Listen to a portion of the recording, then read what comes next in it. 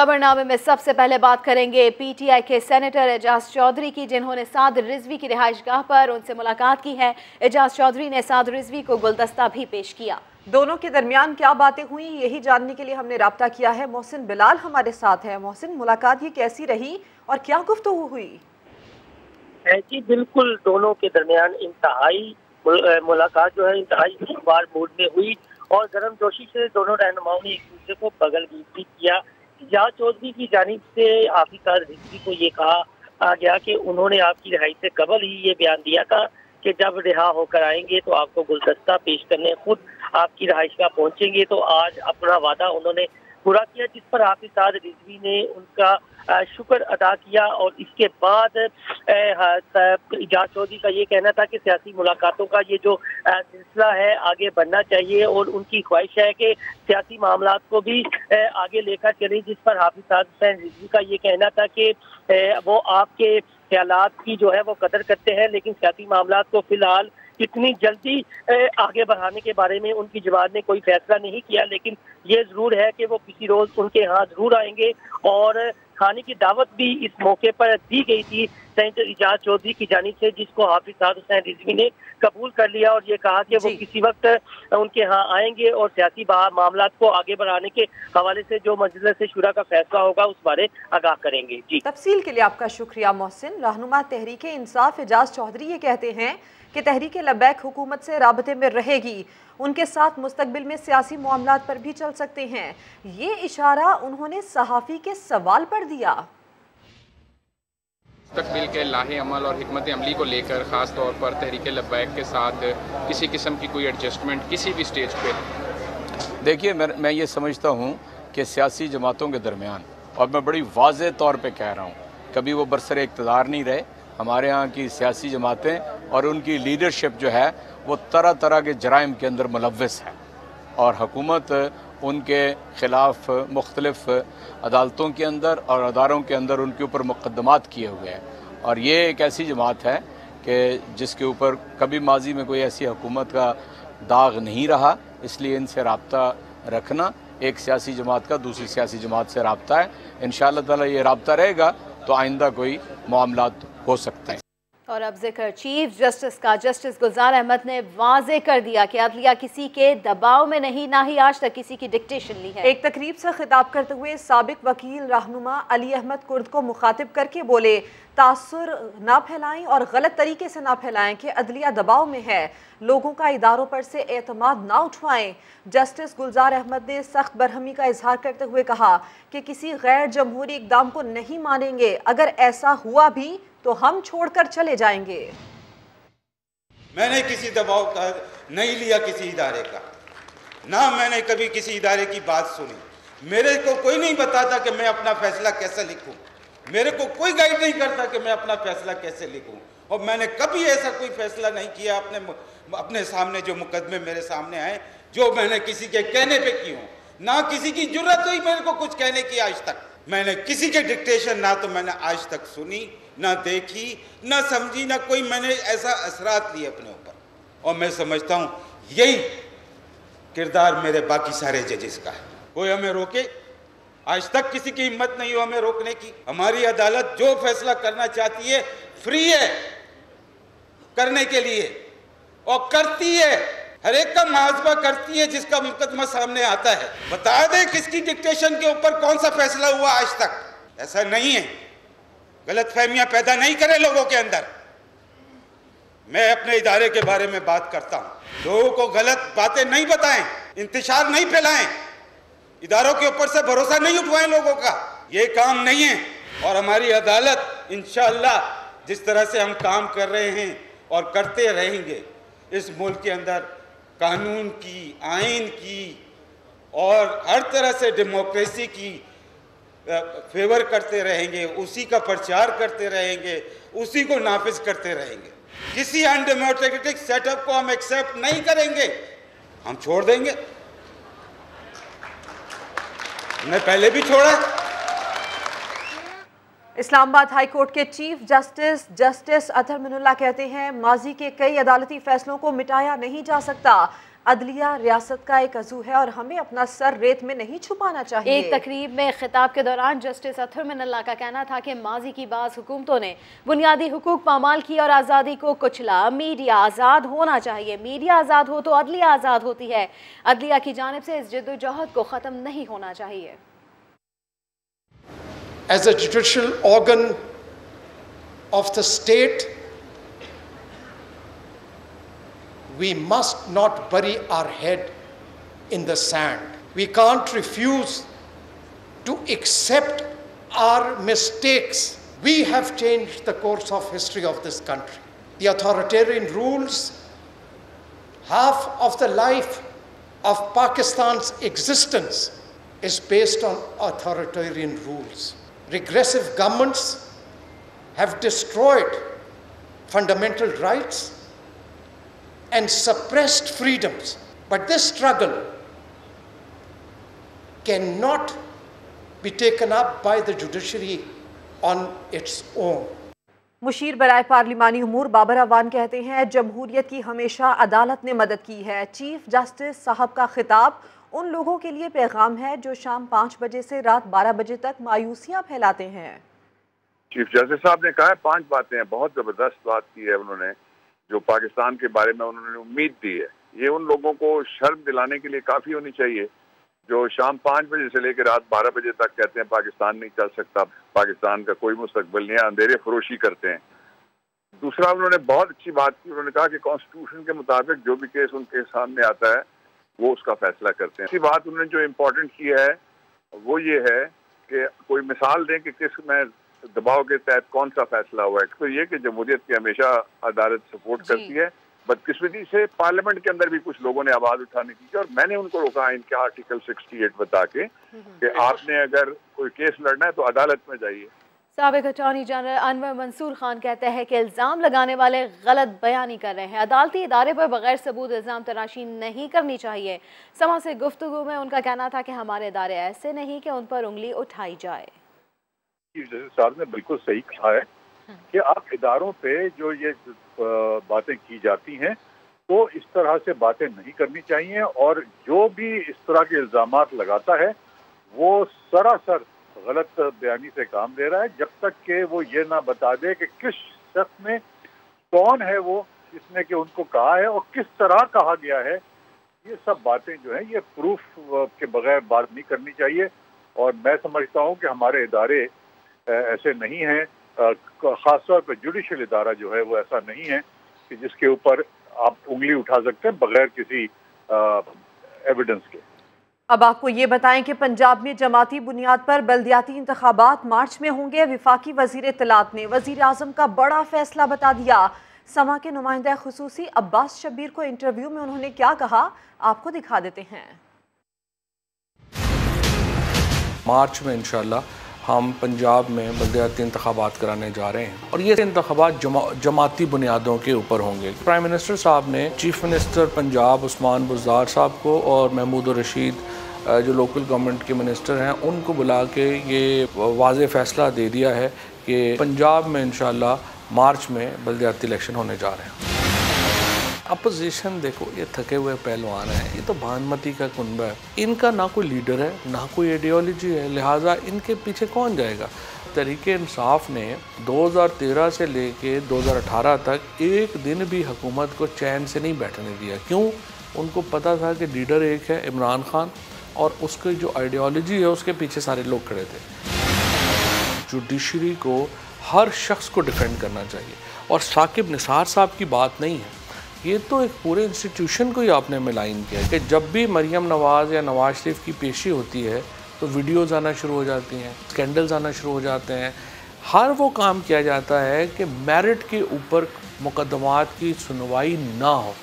हम तो चाहते हैं वापस आए हो यहाँ पे, उन्होंने या पैसे देने या जेल जाना है। एहसन इकबाल साहब को चाहिए ये कि वो सो कॉल्ड पढ़े लिखे आदमी हैं तो पढ़ लिख के कोई बात क्या करें जिस तनकीद में कोई वजन हो। इनकी एक्चुअली होता ये है कि ये एक हफ्ता फौज के खिलाफ, दूसरे हफ्ते जुडिशरी के खिलाफ, फिर तीसरे हफ्ते इन्हें कोई इदारा चाहिए होता है जिसके ऊपर ये तनकीद करें। तो इस हफ्ते चेयरमैन नादरा की बारी आ गई। ये कहना कि वोटर लिस्टें वो जो है वो PTI को दे देंगे, वोटर लिस्टों का तो मामला ही ख़त्म हो चुका है पाकिस्तान में। अब तो हर वो शख्स जिसके पास ID कार्ड है वो खुद ब खुद वोटर के तौर के ऊपर रजिस्टर्ड है।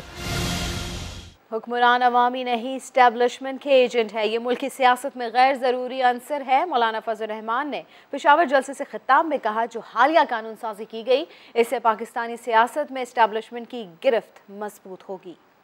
इमरान खान पाकिस्तान की सियासत का गैर जरूरी अंसर है और ये किसी का कठपुतली है, ये अवाम का नुमाइंदा नहीं है। जहां हम इस मुल्क में अवाम के इख्तियार की बात करते हैं वहां उन्होंने कल की कानून साजी में पाकिस्तान की एस्टेब्लिशमेंट की मुल्क की सियासत पर गिरफ्त को और मजबूत कर दिया है। सो ये आमिरों के एजेंट हो सकते हैं, ये अवाम के एजेंट नहीं हो सकते। पीपल्स पार्टी रहनुमा खुर्शीद शाह कहते हैं यहाँ धुंध में लोग गायब हो जाते हैं। ये मशीन क्या चीज़ है? EVM नामुमकिन चीज़ है। ये अवाम को बेवकूफ़ बना रहे हैं कि हम ईमानदार और सही वोटिंग करवाएंगे। EVM सिस्टम है, ये इम्पॉसिबल चीज़ है, इम्पॉसिबल नहीं है। ये आवाम को बेवकूफ़ बनाने के लिए कि हम इतने ईमानदार हैं और सही वोटिंग करने के मिजाज हैं वो कर रहे हैं, मगर ये इनको पता है कि ये 2 साल में भी कंप्लीट नहीं हो सकती क्योंकि इसके लिए कम से कम 40 से 50 अरब चाहिए और 8 लाख 9 लाख मशीनें चाहिए और उसकी सेटिंग चाहिए। हमारे यहाँ तो ये होता है धुंध में लोग गायब हो जाते हैं, मशीनें क्या है। सुप्रीम कोर्ट ने खवातीन को विरासत से महरूम करना गैर शरई और मकरूह अमल करार दे दिया। बाप की विरासत से बेटियों की हिस्सा देने की अपील मंजूर कर ली। अदालत ने वाज़ेह कर दिया कि कोई जिरगा कानून के उसूलों के खिलाफ विरासत के हिस्से का फैसला नहीं कर सकता। तफसीलात बता रहे हैं इस्लामाबाद से जुल्करनैन इकबाल। खवातीन को विरासत में हक देने से मुतालिक सुप्रीम कोर्ट का एक और बड़ा फैसला आ गया। पेशावर हाई कोर्ट का फैसला कलअदम, जबकि बाप की जायदाद में हिस्से के लिए बेटियों की अपील मंजूर कर ली गई। अदालत ने करार दिया कि बेटियों को विरासत में हिस्सा न देना गैर शरई, मकरूह और काबिल नफरत अमल है। जस्टिस काजी फायज ईसा की जानिब से जारी करदा तहरीरी फैसले में कहा गया है कि फ्रॉड और दीगर हरबों से खवातीन को उनके हक से महरूम रखना मामूल बन चुका, जो अल्लाह के हुक्म की खिलाफ वर्जी है। कोई जिरगा भी कुरान के असूलों के खिलाफ विरासत में हिस्से का फैसला करने का मजाज नहीं। खैबर पख्तूनख्वा के शहरी हबीब खान की बेटियों ने वालिद की जायदाद से हिस्सा न मिलने के खिलाफ अपील दायर कर रखी थी। हबीब खान की तीसरी अहलिया ने दावा किया था कि शौहर ने तमाम जायदाद उसे हक मेहर में दे दी थी। उसके 2 बच्चे सुतेली बहनों को विरासत में हिस्सा देने से इनकारी थे। फैसले के मुताबिक निकाह नामे से ये दावा साबित नहीं हो सका। इस्लामाबाद की मकामी अदालत ने नूर मुकद्दम कत्ल केस में थेरेपी वर्क्स के मुलाजिम अमजद की मुलजिम जाहिर जाफर और तफ्तीशी अफसर के खिलाफ दरख्वास्त खारिज कर दी।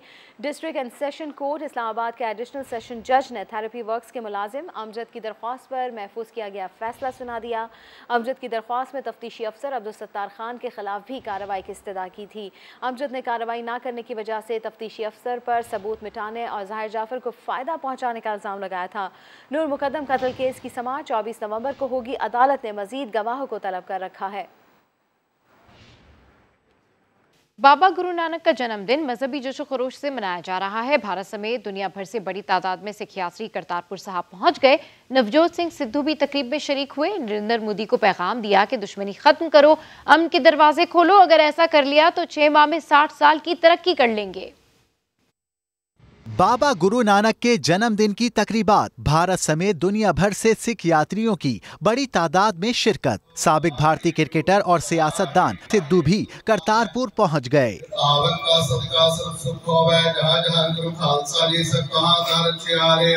सिद्धू ने पाकिस्तान की सरजमीन से भारतीय वजीर आजम को अमन का पैगाम दिया। मैं मोदी साहब नू भी गुजारिश करदा ते खान साहब नू भी गुजारिश करदा कि खोलो ये दरवाजे।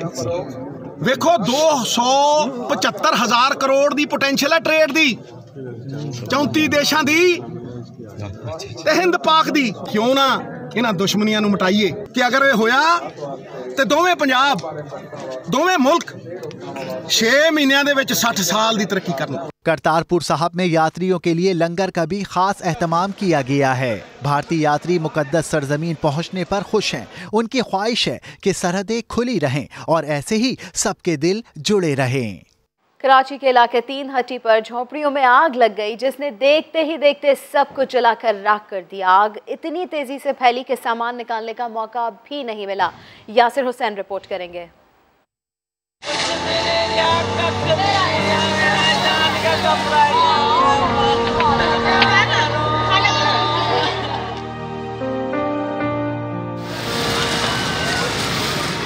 आग के भड़कते शोलों ने लियारी नदी के किनारे आबाद गदागरों की बस्ती को जलाकर राख कर दिया है। हफ्ते की सुबह 3 हट्टी पर झोपड़ियों में अचानक आग लग गई थी, जिसने देखते ही देखते कपड़ों और लकड़ियों से तैयार झुग्गियों को तबाह कर दिया। मेरा सब जल गया, कुछ भी नहीं रहा, तो कपड़े पहनने का भी मेरा जल गया, मेरा बर्बाद हो गया। अल्लाह ने ये चाहा कि हमारे बच्चे बच गए, बाकी सारे कुछ जल गए। अचानक ऐसी आग जल गई, उसमें बेकायदे में सारे बच्चे निकाले। ऐसे कोई पता नहीं किसी ने आग लगाया कि कैसी जल गई आग। फायर ब्रिगेड की 4 गाड़ियों ने 1 घंटे बाद आग बुझाई तो बच्चे और खवातीन अपनी जली हुई झोंपड़ियों की राख कुरेदते रहे कि शायद कोई काम का सामान मिल सके। झुग्गियों में अचानक इतनी खौफनाक आग कैसे लगी, ताहाल वजह सामने नहीं आ सकी है। कैमरामैन फरहान यूसुफ के साथ यासिर हुसैन, समा, कराची। दूसरी जानिब कराची के इलाके सदर में पेट्रोल पंप पर खड़े ऑयल टैंकर में लगने वाली आग को बरवक्त बुझा दिया गया। मौसर फायर फाइटिंग ऑपरेशन से हजारों लीटर तेल भी महफूज रहा। इस हवाले से रिपोर्ट कर रहे हैं शाहनवाज कादरी। दिन 11 बजे से जरा पहले सदर कराची के पार्किंग प्लाजा के सामने वाक़ पेट्रोल पंप पर शोले भड़कना शुरू हो गए। पेट्रोल पंप पर खड़े ऑयल टैंकर से तेजी से शोले उठ रहे थे। पेट्रोल पंप के मुलाजमीन ऑयल टैंकर के अमले ने अपनी सी कोशिश की, जिसके दौरान 3 पेट्रोल पंप मुलाजमीन और ऑयल टैंकर का हेल्पर भी जख्मी हुआ, मगर चंद मिनट बाद ही फायर ब्रिगेड मौके पर पहुंची और आग बुझाने की कोशिश शुरू कर दी गई। इस दौरान पानी के साथ फोम भी इस्तेमाल किया गया। उसमें 16,000 गैलन के मालिक खड़े बोलने के मौजूद है, इसके अंदर मौजूद है। ये हमने आग बुझाते बुझाते करीब जाके मैंने अपने हाथ से वाल बंद किया।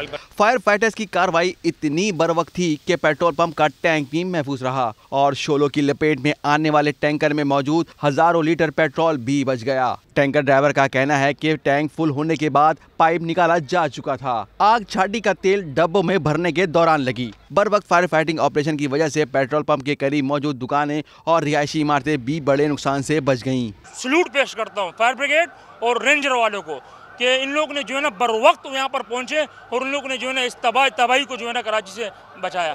कामयाब ऑपरेशन करने वाले फायर फाइटर्स का कहना है कि वो जदीद हिफाजती सामान न होने की वजह से बार बार अपनी जानों को खतरे में डालने पर मजबूर होते हैं, जबकि हादसे की सूरत में लाइफ और हेल्थ इंश्योरेंस की सहूलत भी हासिल नहीं है। कैमरामैन राशिद इशरत के साथ शाहनवाज अली कादरी, समा, कराची। सिटीजन पोर्टल पर अवामी मसाइल के हल में सरकारी अफसरान की जालीसाजी का इंकशाफ हुआ है। मसाइल हल किए बगैर पोर्टल पर सब ओके की रिपोर्ट दे डाली। वजीर आजम डिलीवरी यूनिट ने 254 अफसरान की फुर्तियों का भांडा फोड़ दिया। वजीर आजम ने भी 2 टोक कह दिया, अवामी मसाइल के हल में कोई कोताही बर्दाश्त नहीं करेंगे। सरकारी इदारों से मुताल्लिक अवाम की शिकायत का प्लेटफॉर्म PM सिटीजन पोर्टल अफसरान की जालसाजी का शिकार हो गया। इधर कोई शिकायत आई, उधर मुताल्लिका सरकारी अफसर ने बगैर मसला हल किए पोर्टल के डैशबोर्ड पर मामला हल होने का स्टेटस डाल दिया। PM डिलीवरी यूनिट ने 254 अफसरान की जालसाजी पकड़ ली। बाकायदा रिपोर्ट तैयार कर ली गई। गलत बयानी में मुलविस पंजाब के 154, खैबर पख्तूनख्वा के 86, सिंध के 3 और विफाक के 11 अफसरान के डैशबोर्ड्स की तहकीकात हुई। पंजाब के 44 सरकारी इदारों को जालसाजी का मुर्तकिब करार दिया गया। चीफ सेक्रेटरी खैबर पख्तूनख्वा ने 39 एहलकारों के खिलाफ कार्रवाई की। जालसाजी साबित होने वाले सरकारी मुलाजमीन को मुअत्तल कर दिया गया। वज़ीर आज़म इमरान खान ने सूबों के चीफ सेक्रेटरीज और IGs को 2 टोक कह दिया कि अवामी मसाइल के हल में कोई कोताही बर्दाश्त नहीं की जाएगी। सिटीजन पोर्टल पर अवामी शिकायत को खुद मॉनिटर करता हूँ। इस मामले में गलत बयानी करने वाले अफसरान के खिलाफ फौरी कार्रवाई होगी। सिंध हाई कोर्ट ने कराची की माजूर रुबीना की दरख्वास्त पर सिंगल पेरेंट बच्चों के हवाले से बड़ा हुक्म जारी कर दिया। अदालत ने नादरा को हुक्म दिया कि रुबीना को वालदा की शनाख्त पर ही शनाख्ती कार्ड जारी किया जाए। इरफान हक रिपोर्ट करेंगे।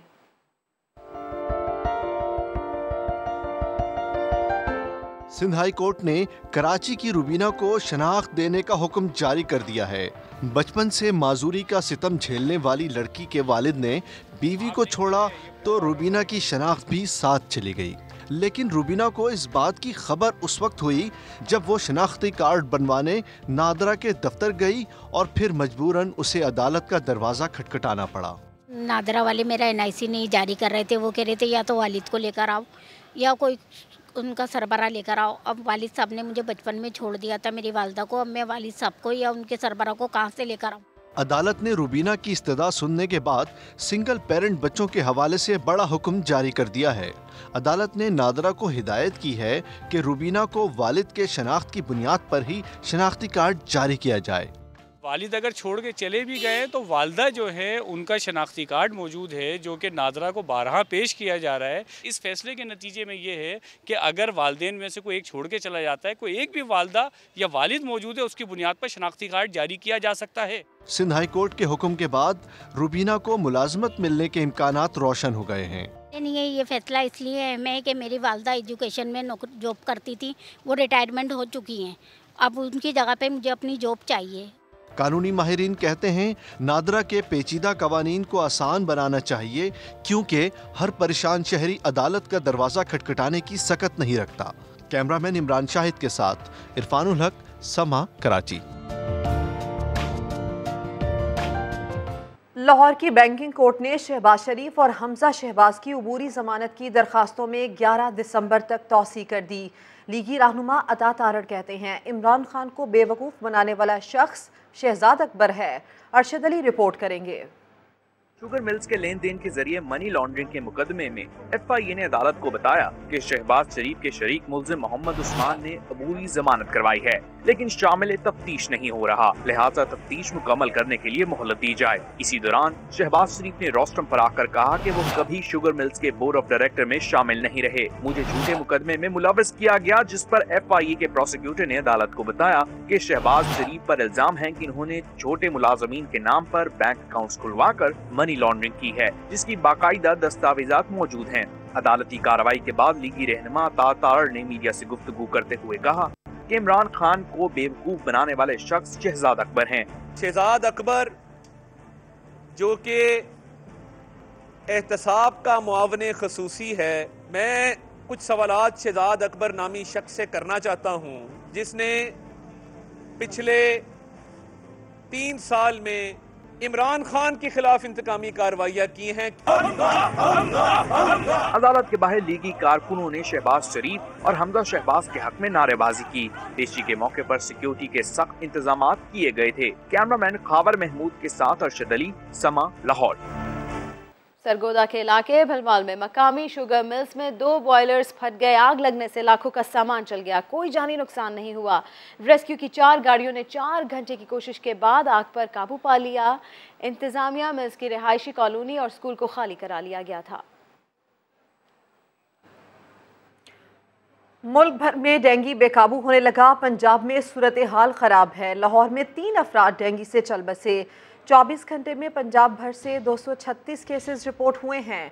सूबा पंजाब में डेंगू केसेस की तादाद 23,000 से ज़ायद हो गई है, जबकि लाहौर में डेंगू केसेस की तादाद 16,810 हो गई है। और आज दुनिया भर में बच्चों का दिन मनाया जा रहा है। दीगर ममालिक में जहां मुस्तकबिल के मेमारों के तालीम के साथ साथ उन्हें तंदुरुस्त और तवाना रखने पर तवज्जो दी जाती है, वहीं हमारे मुल्क में कौम के मुस्तकबिल को बस्तों के भारी बोझ तले दबा दिया गया। सिर्फ खैबर पख्तूनख्वा असेंबली ने बच्चों का ये बोझ कम करने के लिए कानून पास किया। वफाक और बाकी सूबों ने ताहाल कोई कदम ना उठाया।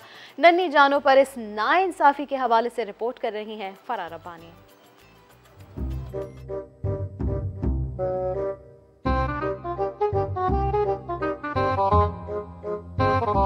बस्ता मेरा स्कूल का बोरी से कम नहीं। जी हाँ, इन नन्ही जानों को अपने निज़ाम तालीम से यही शिकवा है, जो बिल्कुल गलत नहीं। बहुत थक जाते हैं, कंधों में दर्द शुरू हो जाता है, और आजकल तो अभी मैंने ट्रॉली वाला बैग लिया ताकि घसीट सकूं।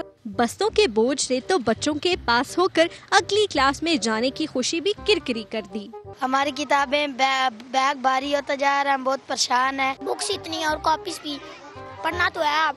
माहिरीन तालीम के पास इस मसले का आसान सा हल मौजूद है, लेकिन अमल दरामद कौन करे? क्या स्केजुलिंग होनी चाहिए, क्या एडिशनल सेट्स ऑफ बुक्स होने चाहिए स्कूल में भी और घर में भी, क्या कुछ पढ़ाई या कुछ टेक्स्ट बुक्स डिजिटल होनी चाहिए, लेकिन फिर आप एक्सेस का क्या करेंगी? मुन्ने पर है इतना बोझ किताबों का, बेचारे को चलने में दुश्वारी है। इसका बस्ता देख के ऐसा लगता है PhD से आगे की तैयारी है। कैमरामैन मोहम्मद आमिर के साथ फरह रब्बानी, समा, इस्लामाबाद।